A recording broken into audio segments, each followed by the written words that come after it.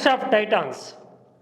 ఇది ఒక సినిమా టైటిలో లేదంటే ఒక క్రీడా వేడుకలో ఒక టైటిల్ కోసం జరిగే పోరాటమో కాదు, రాజకీయంగా సైతం టైటాన్స్ అంటే ఒక ప్రముఖమైనటువంటి వ్యక్తులు ఒక పదవి కోసం టైటిల్ కోసం పోటీ పడటం జరుగుతూ ఉంటుంది. ఇప్పుడు ఆంధ్రప్రదేశ్ని పట్టి కుదిపేస్తున్నటువంటి అంశము ఇదే.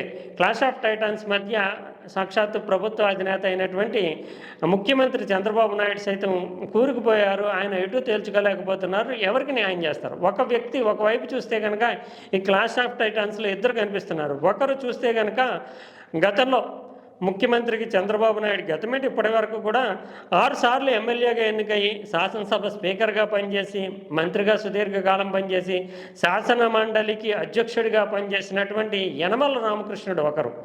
మరోవైపు చూస్తే కనుక 7 సార్లు అంటే 7 సార్లు ఎమ్మెల్యేగా గెలిచి ఎంపీగా గెలిచి 13 సంవత్సరాల పాటు మంత్రిగా పనిచేసి కేంద్ర మంత్రిగా పనిచేసినటువంటి అశోక్ గజపతిరాజు మరోవైపు. వీళ్ళిద్దరూ అంటే ఇటు మనకి వీళ్ళిద్దరి మధ్యలో ఒక టైటిల్కి సంబంధించినటువంటి విషయంలో అదే మాకు కావాలంటున్నటువంటి విషయంలో చంద్రబాబు ఎటు తేల్చుకోలేక చెప్పలేనటువంటి ఒక రాజకీయ సమస్యలో ఇరుక్కున్నట్లుగా కనిపిస్తుంది. ఇది ఎలా జరుగుతుంది? ఈ క్లాష్ ఆఫ్ టైటాన్స్లో ఆయన ఎటువంటి నిర్ణయం తీసుకుంటారు, దానికి సంబంధించినటువంటి వివరాలు ఏంటి అనేది చూస్తే కనుక మనం ముందుగా యనమల రామకృష్ణుడు విషయానికి వద్దాం. యనమల రామకృష్ణుడు చంద్రబాబు నాయుడికి ఎంత సన్నిహితంగా ఉంటారు. ఇప్పుడు వీళ్ళిద్దరూ నిజానికి అశోక్ గజపతిరాజు కావచ్చు, యనమల రామకృష్ణుడు కావచ్చు, ఈసారి అధికారంలోకి వచ్చిన తర్వాత చంద్రబాబు నాయుడికి అటు ఇటు కూర్చుంటారు అనేటటువంటి భావన ఎన్నికలకు ముందైతే నడిచింది. కానీ పొలిటికల్ జనరేషన్ షిఫ్ట్ చేయాలనేటటువంటి ఉద్దేశంతో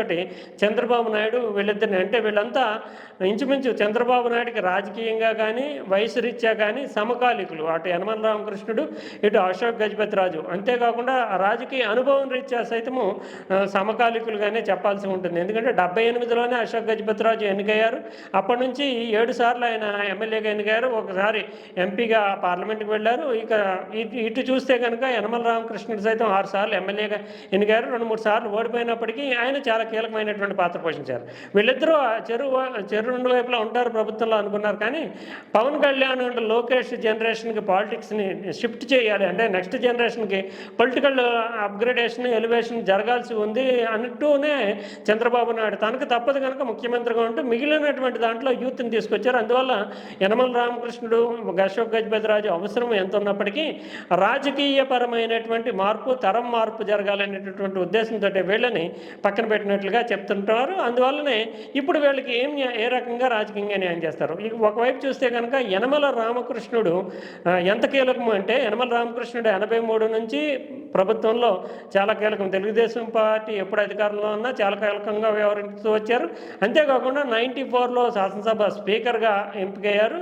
శాసనసభ స్పీకర్గా ఉన్నప్పుడే చంద్రబాబు నాయుడు అంటే ఎన్టీ రామారావు నుంచి చంద్రబాబు నాయుడు పార్టీని అధీనంలోకి తెచ్చుకుంటూ ముఖ్యమంత్రి కావడానికి అంటే స్పీకరే అప్పట్లో చంద్రబాబు నాయుడికే తెలుగుదేశం పార్టీలో అధికమైనటువంటి శాసనసభ్యులు అత్యధిక సంఖ్యలో శాసనసభ్యుల మద్దతు చంద్రబాబు నాయుడికే ఉందని తేల్చి చెప్పి చంద్రబాబు నాయుడే సభానాయకుడు అన్నటువంటి ఆ జడ్జిమెంట్ ఏదైతే ఉందో దానిని శాసనసభ స్పీకర్గా యనమల రామకృష్ణుడే చేశారు. అందువల్ల అప్పటి నుంచి చంద్రబాబు నాయుడికి యనమల రామకృష్ణుడికి ఉండేటటువంటి రాజకీయ ప్రాక్సిమిటీ అనేది అందరికీ తెలుసు. తర్వాత తెలుగుదేశం పార్టీ అధికారం కోల్పోయిన తర్వాత 99లో ఆర్థిక మంత్రిగా కీలక బాధ్యతలు అప్పగించారు యనమల రామకృష్ణుడికి. తర్వాత తెలుగుదేశం పార్టీ అధికారం కోల్పోయినప్పటికీ యనమల రామకృష్ణుడు శాసనసభ ఎన్నికల్లో ఓడిపోయినప్పటికీ శాసన మండలికి నామినేట్ చేసి శాసన మండలికి ఎన్నికల్లో ప్రధాన ప్రతిపక్ష నాయకుడిగా అంటే తెలుగుదేశం పార్టీ సభాపక్ష నాయకుడిగా శాసన మండలిలో సైతం కీలకమైనటువంటి స్థానం ఇచ్చారు చంద్రబాబు నాయుడు.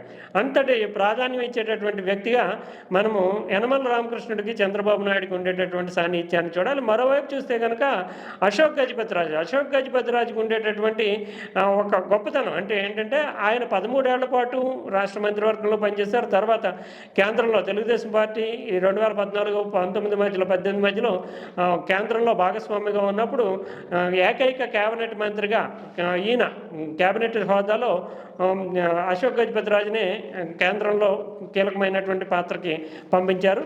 అంతేకాకుండా ఈయన అశోక్ గజపతిరాజు విషయానికి వస్తే కనుక అశోక్ గజపతిరాజుకి చంద్రబాబు నాయుడికి సాన్నిధ్యము ఇవన్నీ ఉన్నప్పటికీ అశోక్ గజపతిరాజుకి రాజకీయాలకు అతీతంగా ఉండేటటువంటి ఇమేజ్, ఒక పెద్ద మనిషిగా, ఉందాతరమైనటువంటి మనిషిగా, అటువైపు చూస్తే కనుక ప్రధాని నరేంద్ర మోడీయే కాకుండా ప్రధాన ప్రతిపక్ష నాయకుడు అయినటువంటి రాహుల్ గాంధీ కావచ్చు, సోనియా గాంధీ కావచ్చు, వీళ్ళంతా వ్యక్తిగతంగా అభిమానించేటటువంటి రాజకీయాలకు అతీతమైనటువంటి ఇమేజ్ కలిగినటువంటి సీనియర్ రాజకీయవేత్తగా అశోక్ గజపతిరాజుని చూస్తారు. అతని అంటే వీళ్ళిద్దరి మధ్య చూస్తే కనుక వీళ్ళకు ఉండేటటువంటి స్టేచర్ కావచ్చు, ఆ తర్వాత పొలిటికల్ ట్రాక్ రికార్డు కావచ్చు, అనుభవం కావచ్చు, వీటన్నిటి దృష్ట్యా వీళ్ళిద్దరికి చాలా పెద్ద నాయకులు, అంటే ఇంచుమించు చంద్రబాబు నాయుడు ఇమేజ్ కలిగినటువంటి నాయకులుగా ఉన్నారు. ఇప్పుడు వీళ్ళిద్దరికీ న్యాయం చేయాలి. ఏం న్యాయం చేయాలి అంటే రాష్ట్రంలో ఉన్నటువంటి పదవులను చూస్తే కనుక ఒకటే కీలకమైనటువంటి పదవిగా తిరుమల తిరుపతి దేవస్థానం కనిపిస్తోంది. వీరిద్దరిలో ఎవరికైనా సరే ఆ పదవి ఇవ్వడానికి చంద్రబాబు నాయుడు సుముఖంగానే ఉన్నారు. అంతేకాకుండా అశోక్ గజపతిరాజుకు ముందుగానే ఈ పదవిని ఆఫర్ చేశారు. తర్వాత యనమల రామకృష్ణుడికి సైతం ఈ పదవిని ఆఫర్ చేశారు. కానీ యనమల రామకృష్ణుడు ఒక కోణంలో చూస్తే యనమల రామకృష్ణుడికి ఉండేటటువంటి ఇమేజ్ ఏంటంటే తనకి ఉండేటటువంటి పొలిటికల్ స్టేచరు, తర్వాత ఇతరత్ర కారణాల రీత్యా తిరుమల తిరుపతి దేవస్థానం చైర్మన్ పదవి అనేది తన అంతటి ప్రాముఖ్యం ఉన్నటువంటి స్థానంగా ఆయన చూడలేదు. నిజానికి ఎమ్మెల్యేలు కానీ మంత్రి స్థాయి కలిగినటువంటి వ్యక్తులు కానీ తిరుమల తిరుపతి దేవస్థానం చైర్మన్ అనగానే ఎగిరి గంతేసి ఆ పదవి తీసుకోవాలనుకుంటారు. కానీ వీళ్ళిద్దరూ ఆ పదవిని వద్దంటున్నారు. అదే విశేషం. ఎందుకంటే యనమల రామకృష్ణుడికి చంద్రబాబు నాయుడు దగ్గర ఎంత పలుకుబడి ఉంటుంది అనే దానికి ఒక ఉదాహరణ మనం చెప్పుకోవాలంటే యనమల రామకృష్ణుడు విజయంకుడు పుట్టా సుధాకర్ యాదవ్. నిజానికి అతనికి తెలుగుదేశం పార్టీ సర్కిల్లో పెద్దగా హై ప్రొఫైల్ లీడరు కాదు. అతనికి ఇమేజ్ దృష్ట్యా చూసినా తిరుమల తిరుపతి దేవస్థానం చైర్మన్కి ఉండేటటువంటి ఇమేజ్తో పోలిస్తే అంత కాదు. అయినా యనమల రామకృష్ణుడు చక్రం తిప్పి చంద్రబాబు నాయుడు దగ్గర తనకున్నటువంటి ఇన్ఫ్లుయెన్స్ను ఉపయోగించి 2018లోనే తన వియ్యంకుడైనటువంటి పుట్టా సుధాకర్ యాదవ్కి తిరుమల తిరుపతి దేవస్థానం చైర్మన్ పదవిని ఇప్పించగలిగారు. అంటే అంతటి పట్టు ఉంది అతనికి చంద్రబాబు నాయుడు పైన రాజకీయంగా కానీ ప్రభుత్వ పరంగా కానీ. అటువంటి అంటే తాను చెబితేనే అయ్యేటటువంటి పని అయినటువంటి తిరుమల తిరుపతి దేవస్థానం చైర్మన్ పదవిలో ఇప్పుడు తనకి అంటే సుదీర్ఘకాలం ఆర్థిక మంత్రిగా, శాసనసభ స్పీకర్గా, 6 సార్లు ఎమ్మెల్యేగా, శాసన మండలి ప్రతిపక్ష నాయకుడిగా వ్యవహరించిన తనకి తిరుమల తిరుపతి దేవస్థానం చైర్మన్ పదవి అంటే రాజకీయంగా కానీ రాజ్యాంగపరంగా కానీ పెద్ద పదవి కాదు అనేటటువంటి భావనలో యనమల రామకృష్ణుడు ఉన్నాడు అనేది మనకు అందుతున్నటువంటి సమాచారము.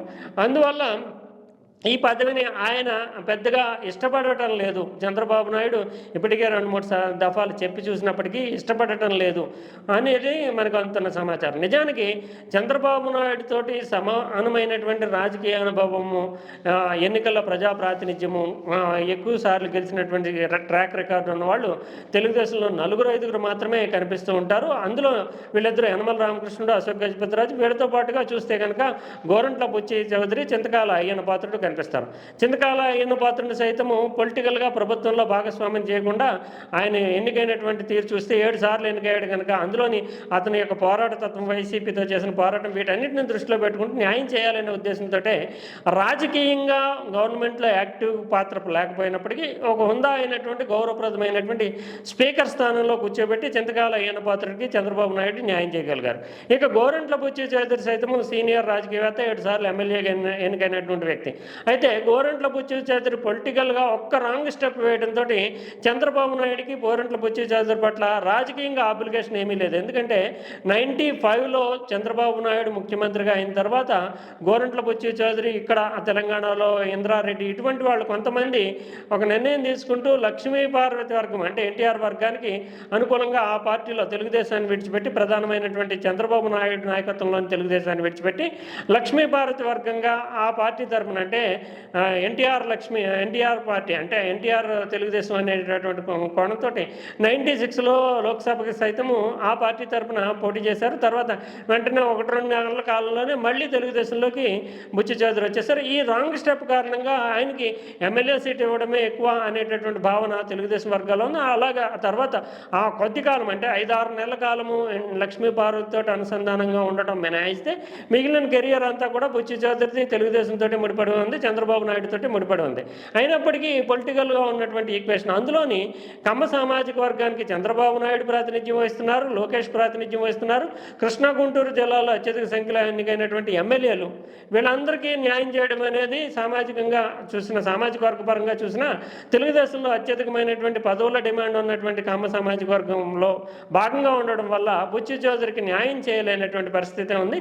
ఆయన పొలిటికల్గా చేసి వేసుకున్నటువంటి కొద్దిగా రాంగ్ స్టెప్ సైతము బుచ్చి చౌదరి పట్ల చంద్రబాబు నాయుడుకి ఏమీ ఆబ్లిగేషన్ లేదు, అతన్ని ఉన్నత స్థానంలో కూర్చోబెట్టాలి అనేటటువంటి భావన సైతం లేదు. అందువల్ల చంద్రబాబు నాయుడు సమానమైనటువంటి రాజకీయ అనుభవం, సమకాలీనత, సమవయస్కుడు అయినప్పటికీ చంద్రబాబు నాయుడు బుచ్చి చౌదరికి ఇప్పటిలో పదవులు ఇచ్చే అవకాశం లేదు.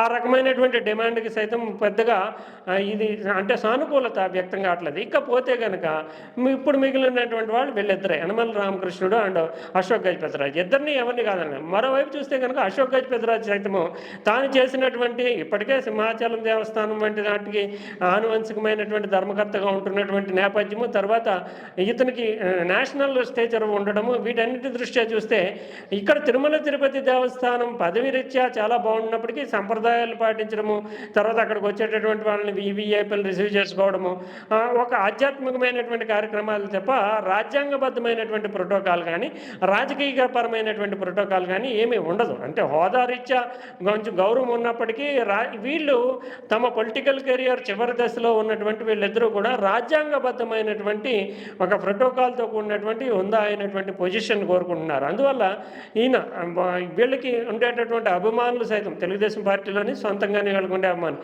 యనమల రామకృష్ణుడు చంద్రబాబు నాయుడికి అత్యంత సన్నిహితంగా ఉన్నారు. ఆయనకి గవర్నర్ పదవి ఇస్తే కనుక ముఖ్యమంత్రిని సైతం గైడ్ చేసేటటువంటి స్థాయిలో ఉంటారు కనుక న్యాయపరమైనటువంటి న్యాయ విద్యార్థి కూడా. అందువల్ల గతంలోనే స్పీకర్గా పనిచేశారు. ఈయనకి న్యాయం చేసడంతో పాటు అటు కేంద్ర ప్రభుత్వానికి సైతం మంచి పేరు వస్తుంది ఈయన వల్ల. అందువల్ల గవర్నర్ పదవి ఇప్పిస్తే, అంటే తెలుగుదేశం పార్టీకి ఇప్పుడు ఎన్డీఏలో భాగస్వామి కీలకం కావడం వల్ల కేంద్ర ప్రభుత్వం అటు నరేంద్ర మోడీ ఒక గవర్నర్ పదవిని ఇస్తామని చెప్తున్నారు. అందువల్ల గవర్నర్ పదవి యనమల రామకృష్ణుడికి ఇవ్వాలి అంటూ ఆయన అభిమానులు కోరుకుంటున్నారు.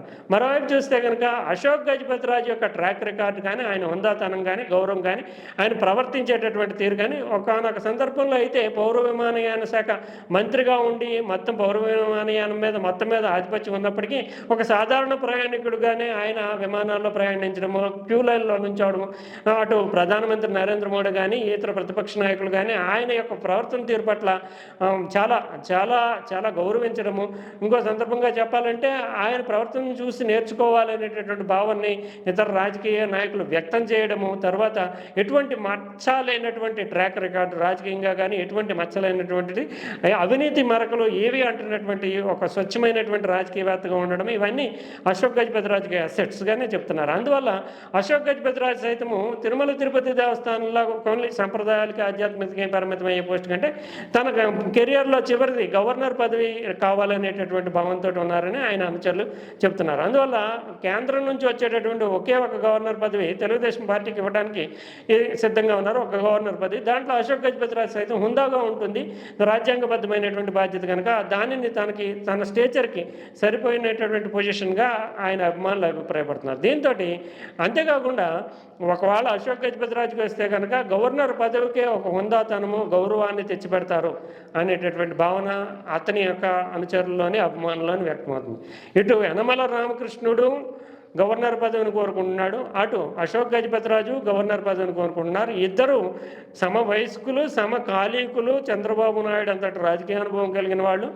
ఒకరైతే నిజానికి కేంద్ర మంత్రి కానీ, సుదీర్ఘకాలం మంత్రి కానీ, 7 సార్లు ఎమ్మెల్యే కానీ, పార్లమెంటు సభ్యుని కానీ పనిచేస్తారు. ఇంకొకరైతే శాసన సభాపతి, శాసన మండలిలో ప్రతిపక్ష నాయకుడు, సుదీర్ఘకాలం మంత్రి, 6 సార్లు ఎమ్మెల్యే, చంద్రబాబు నాయుడికి కుడిభుజంగా వ్యవహరించినటువంటి వ్యక్తి. వీళ్ళిద్దరిలో జరుగుతున్నటువంటి క్లాష్ ఆఫ్ టైటాన్స్, ఒక టైటిల్ కోసం, గవర్నర్ టైటిల్ కోసం ఇద్దరు కూడా ఎక్కువ డిమాండ్ ఉన్నటువంటి తిరుమల తిరుపతి దేవస్థానం పదవి వద్దని కోరుకోవడము, అది మాకు అవసరం లేదు, రాజ్యాంగబద్ధమైనటువంటి గవర్నర్ పదవి కావాలి అనేటటువంటి దిశలో ఆలోచన చేయడము, బహిరంగంగా చర్చల స్థాయిలో జరగకపోయినప్పటికీ వీళ్ళ యొక్క అభిప్రాయాన్ని స్పష్టంగానే చంద్రబాబు నాయుడికి చెప్పడము, ఇద్దరులో ఎవరికి ఇవ్వాలి అనేటటువంటి విషయంలో ఆయన ఇంకా తేల్చుకోలేకపోవడము. ఇద్దరు అయితే తిరుపతి తిరుపతి దేవస్థానం చైర్మన్ పదవి అయితే వద్దన్నారు. ఒకరికి చైర్మన్ పదవి, మరొకరికి గవర్నర్ పదవి ఇద్దామన్నా వాళ్ళిద్దరూ అంగీకరించేటటువంటి పరిస్థితి, వాళ్ళ అభిమానులు ముఖ్యంగా అంగీకరించేటటువంటి పరిస్థితి కనిపించట్లేదు. దీంతో చంద్రబాబు నాయుడు ఒక డైలమాలోనే ఉన్నారు. ఈ క్లాష్ ఆఫ్ టైటన్స్ యొక్క సమస్యని, ఈ టైటిల్ కోసం, ఈ గవర్నర్ టైటిల్ కోసం వీళ్ళిద్దరూ చేస్తున్నటువంటి ప్రయత్నాల్ని చంద్రబాబు నాయుడు ఏ విధంగా పరిష్కరిస్తారనేది మనం వేచి చూడాలి.